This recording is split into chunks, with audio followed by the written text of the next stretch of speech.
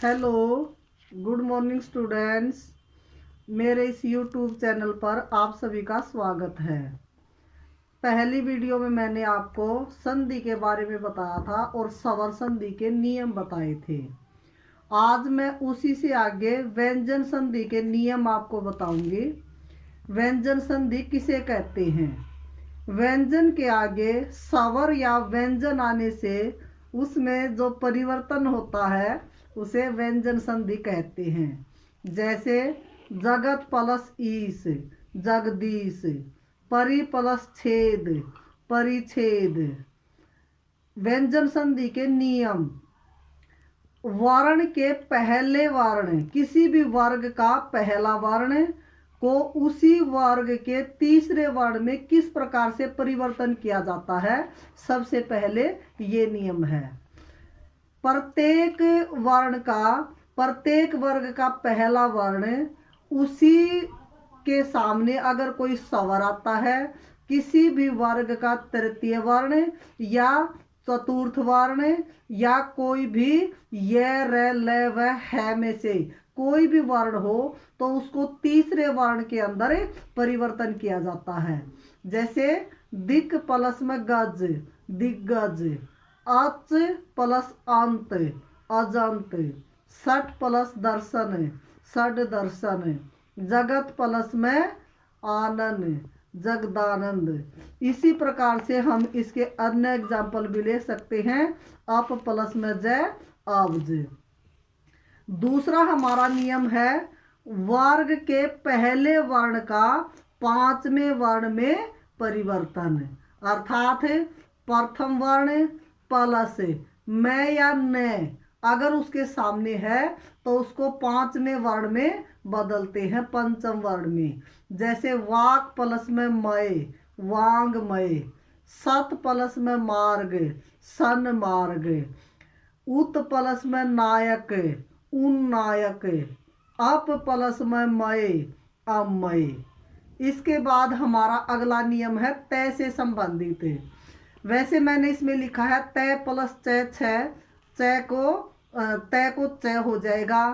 तय के सामने अगर जय या झय आएगा तो तय को जय हो जाएगा। तय के सामने ट आएगा तो तय को ट हो जाएगा।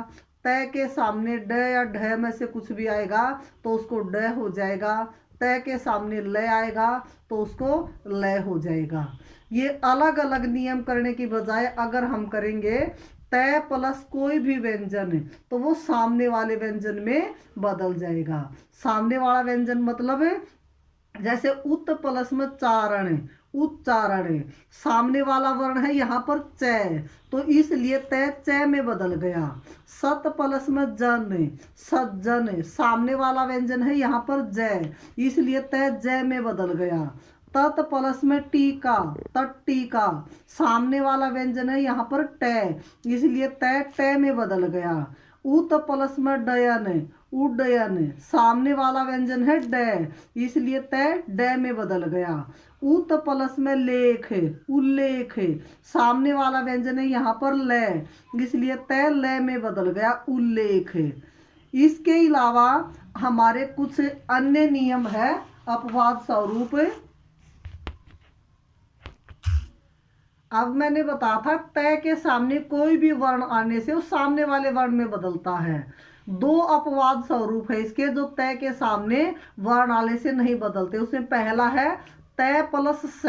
अगर तय के सामने शेर वाला स आएगा तो तय च में बदल जाएगा और स छ में, अर्थात चछ। जैसे उत प्लस में श्वास, उच्छ्वास। इसी प्रकार से दूसरा हमारा नियम है तय प्लस है।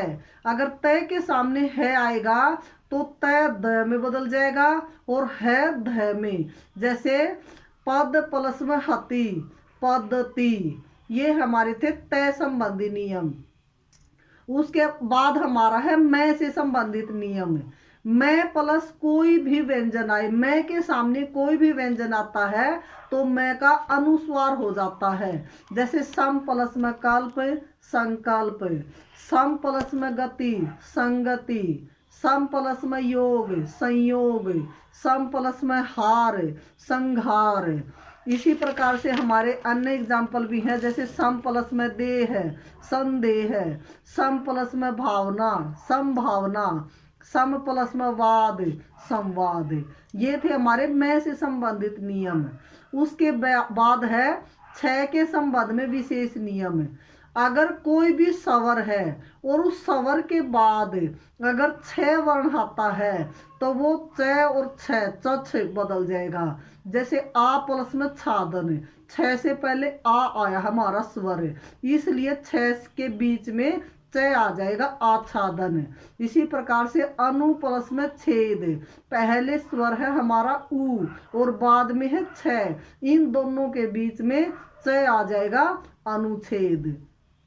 उसके बाद है स का श हो जाना, षटकोण वाला स, अर्थात स से पहले अगर ए आ को छोड़ करके कोई भी स्वर आ जाता है तो स को षटकोण वाला स हो जाता है। जैसे वी प्लस में सम, विषम, सु प्लस में समा, सुषमा। इसी प्रकार से हमें इसके अन्य एग्जाम्पल भी ले सकते हैं, जैसे वी प्लस में साध, विषाद, सु प्लस में सुप्ति, सुसुप्ति। उसके बाद है हमारे र के संबंध में नियम। अगर हर्षव स्वर के बाद र है और उसके बाद फिर र आता है तो हर्षव स्वर दीर्घ स्वर में बदल जाता है और र का लोप हो जाता है। जैसे निर प्लस में रज, नीरज, निर प्लस में रोग, निरोग, निर प्लस में रस, नीरस, पुनर प्लस में रमण, पुनरमण। इसी प्रकार से हमारा न को अणे हो जाना। न कहीं पर भी हो, किसी भी स्वर या व्यंजन का व्यवधान होने के बावजूद भी अगर न बाद में है तो भी उसका अण ही होगा, अगर न पहले है तो भी उसका अण ही होगा। जैसे परि प्लस नाम, परिणाम, यहाँ पर न पहले है, यहाँ पर अण हुआ है। भूस प्लस में अन्न, भूषण, अर्थात न के बाद ए का व्यवधान होने के बावजूद भी यहाँ पर न का अण हुआ है, भूषण। इसी प्रकार से राम प्लस में अयन, रामायण, अर्थात ए और ये अय दो बीच में दो वर्णों का व्यवधान होने के बाद भी लास्ट में न है, लेकिन फिर भी इसका अण हुआ है, रामायण। मैं उम्मीद करती हूँ कि व्यंजन संधि के बताए गए नियम आपको समझ में आए होंगे। अगर आपको मेरी वीडियो अच्छी लगी तो लाइक और सब्सक्राइब कीजिए। Thank you.